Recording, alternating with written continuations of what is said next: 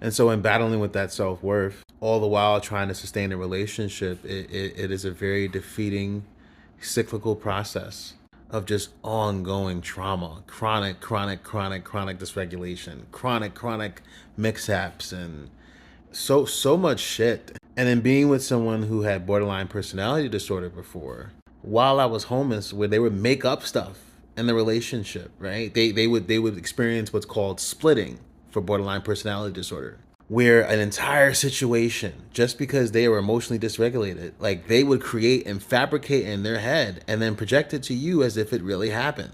And with respects to this person and their own plight and their own struggle, when I asked them at the end of our relationship, hey, do you feel like there was anything that you could have done better or worked on or you want to take responsibility for? Because I took responsibility for what I need to take responsibility for, and they probably don't remember that. After having all of those moments where they made up some shit, such as but not limited to, that I like to date women between the ages 17 and 44, which I never said, nor have I ever conducted myself in.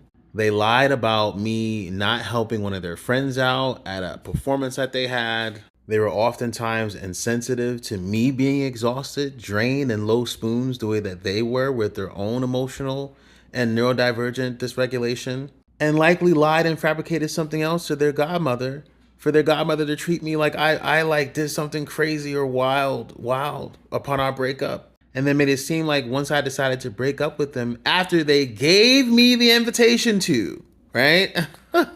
By saying to me, well, I don't need a romantic partner right now. And I was like, okay, well, let's break up. When I had asked them, hey, is there anything you feel you need to take responsibility for? And recognizing that I took responsibility for the things that I did, the first thing they said to me without any wavering or hesitation was being in the relationship,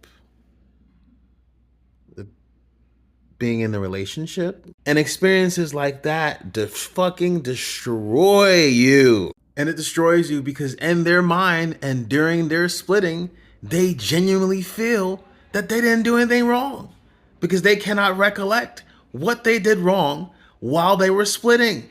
And in having a lot of situations like those, on top of trying to read neurotypical social cues that oftentimes also don't make any sense, I became more and more and more socially inept. And then now I'm having more fucked moments of just like not really thinking or catching a cue or not understanding in the moment that something's off. And this is on top of my depression, right?